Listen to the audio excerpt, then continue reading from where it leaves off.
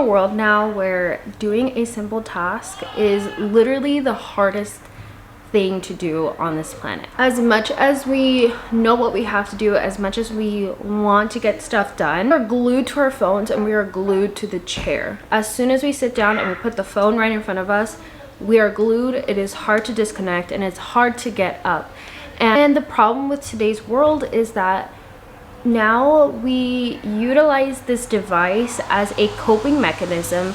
We use it as a coping mechanism, and we revert to this thing as our escape, as our way to kind of get out of doing whatever we need to do. And this is why we are falling behind as society. This is why we are falling behind in creativity and new things, and it's just becoming so much more, our world is just becoming so much more bland. That's why we feel more depressed. That's why we feel so unhappy with our lives, because we're constantly choosing to live in a world that doesn't exist versus actually living in our own space, being able to touch things, do things, write, read, run, be outside in communities. Like, it's so hard now to disconnect with the virtual world versus actually living in it. Like, we have become so accustomed to now having everything virtually. Like, my son right now, he's playing in a virtual world where he's in the VR set, and that's just the world that they live in now. And you know, I get him outside, I have him play with other kids, but the world is just becoming so virtual that having community is so hard, and it's becoming harder and harder to just do tangible tasks, simple tangible tasks like cleaning, like getting up at 5 in the morning, like going for a run, like going for a coffee date, just doing simple tasks that honestly don't take so much of your time. But once we get glued and we're done for the day. So today's video, I'm gonna teach you guys how to actually trick your brain into doing tasks. I'm gonna teach you guys how to stop using your phone as a coping mechanism. I'm gonna teach you how to trick your brain into actually doing things. And I'm also going to teach you how to be productive with your time. So if you guys have never seen my face before, my name is Geraldine, and I make videos about goal setting, productivity, and procrastination. So if that's like a type of content you love to consume, then don't forget to subscribe to this channel if you haven't already. Also click the notification bell so you do know when I do upload, and follow me on all my social media. I am at Geraldine Silva. Okay, so we're gonna go ahead and start with step 1. So how to trick your brain. Your brain is made up of a multitude of your belief system. Your brain is made up of this belief system, whatever belief system that you tell it. You tell it something and it's going to believe you. If you tell it that, you know, you're in a dangerous space and you don't want to walk through that alley, it's going to be like, okay, yeah, let's not do that. If you tell it that riding a bike makes you free and makes you feel alive, it's going to be like, okay, let's go bike riding some more. Whatever you tell it, it's going to believe it. And if this is the case, then you telling your brain that the simple task that you have to do is hard, it's going to resist it. It's going to be like, okay, if this is too hard, why are we going to do this? Let's not do that. Let's do the thing that actually makes us feel good. Let's do the thing that actually makes you feel great, because I, the brain, am commanded to you, and I want to do things that make you feel good. So if this is true, if this belief system is true, why are we constantly telling it these negative things? In order to trick your brain into actually making it do things, you have to feed it positive things. And remember, it's a belief system, so you have to truly believe that whatever you're going to do, there is going to be a positive outcome. For example, if your chore or your task that you have to do is to clean up your living room, your kitchen, your bathroom, your bedroom, your whatever, then you have to tell it, hey, after we finish cleaning this space, we will feel much better. Our space will feel more fresh. Our space will feel less stressful. And if we do this, we get to have that feeling. We're granted that feeling, and it's going to be like, okay, cool, let's get up and let's do this, so that we can have that feeling towards the end. So you have to feed it positive, believable things that you actually truly feel. There has to be some sort of positive result from it. If you're positive, if your goal is to go work out, if your goal is to be a healthier person, then you telling your brain, if we go for a run, it gives us a chance to have the body of our dreams. It's gonna be like, okay, I'm listening, let's go do this. You know, your brain is there to activate whatever muscle you need it to work, but you have to be the one to tell it first, to tell it, this is what we need to do, this is the positive outcome, let's go do this. Tell my body to move, and it's gonna do that for you. But remember, you have to be the one to convince it first. It's not the other way around, okay? So this means that you are actually more in command than you want to believe, because we want to say, oh my God, I can't get up. Like, I don't have the strength. I don't have the power. I don't have the will. Something else is keeping me here. It's like, no, what's keeping you there is your own negative thoughts. What's keeping you there is the fact that you feel like you don't want to be in control, and you're allowing whatever and whoever to demand that of you, to demand you to stay on the floor, to stay on the couch, to stay on the bed, to stay on your chair. You're allowing something else to command you, when in reality you have always been the one to wield that power, to have that strength to get up. You're the one in the body, okay? Your brain is just there to command whatever muscle you need it to be able to move, okay? If I wanted my hands up, I'll just be like, put my hands up, and then ta-da, my brain made my hands move. So whatever you tell your brain is going to listen. Whatever you want your brain to do, it's going to do it for you. And you are the one in the control. You're the one with the free will. If you want to get up and go for a walk, you can choose to do that. You don't have to wait for something else to tell you to do it. Not even me. I can't force you to do anything. You're the one that has to say it, do it, and believe it. So step number 2 is how to stop using your phone as a coping mechanism.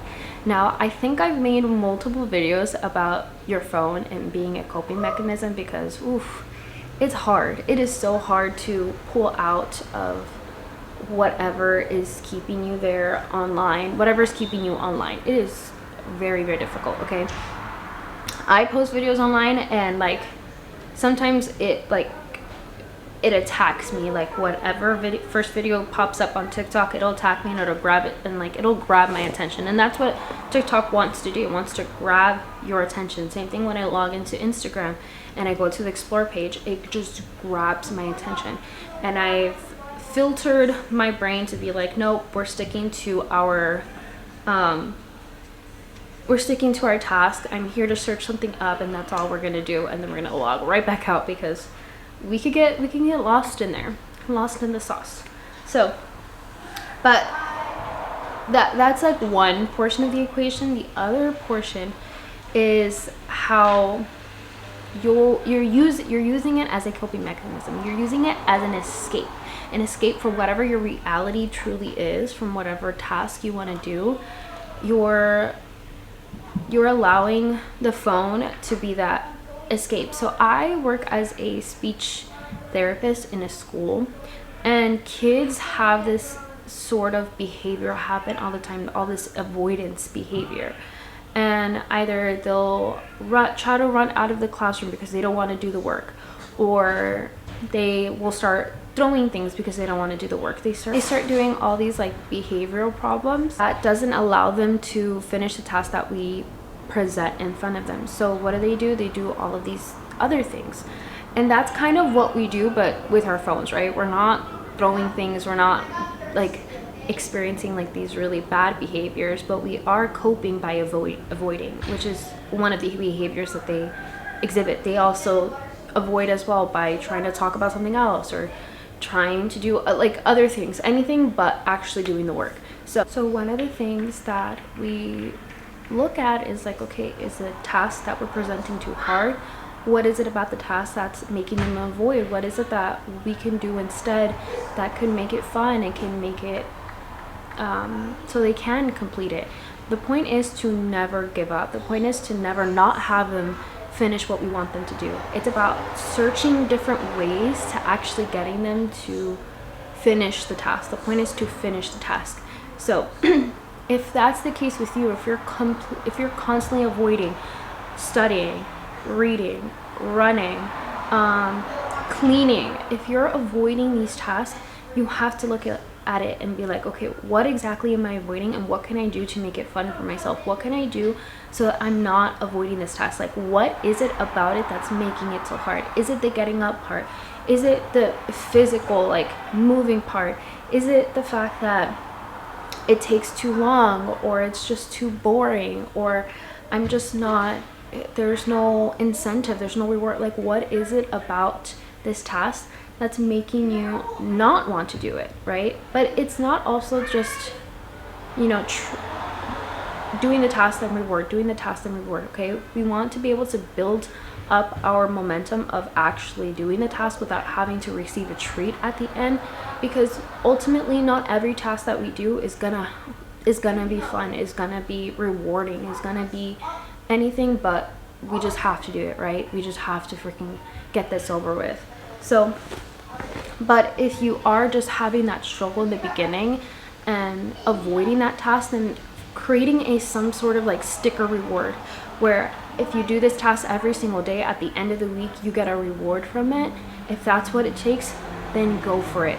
If it takes you having to put on a really nice podcast to be able to clean up your space and actually have it nice and organized, that's what you need to do, then okay, that's what you need to do. If you need to make some sort of tip jar that every single time that you go for a run, every day you put like $5 in there, and then by the end of the week you can buy yourself a brand new purse from TJ Maxx, like whatever it is, for the first few weeks to just get you going, do that, trick your brain into that. But the one thing that we don't want to do is we don't want to revert into our phone.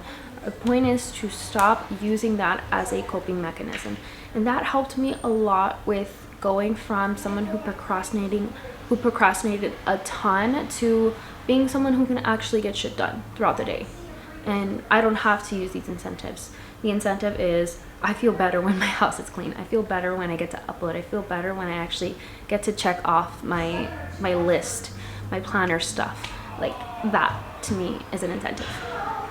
Okay, if you guys are liking this video already, please don't forget to subscribe and sign up for my newsletter that I will be sending out on a monthly basis. It's just free for anybody who wants to sign up.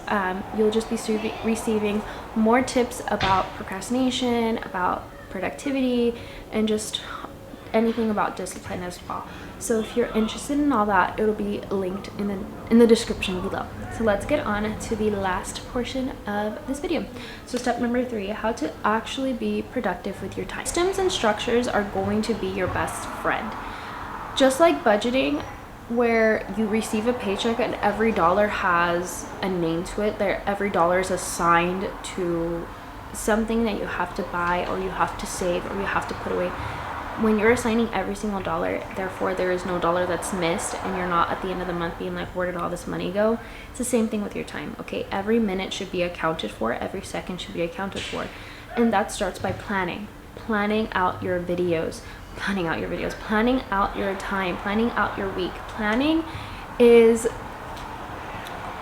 should be done on a daily, weekly, monthly basis.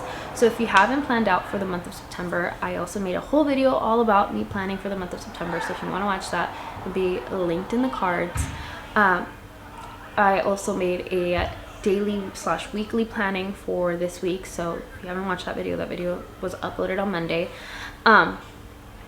But every minute should be accounted for. So if you actually want to be productive with your time, you need to account for every second and every minute of your time.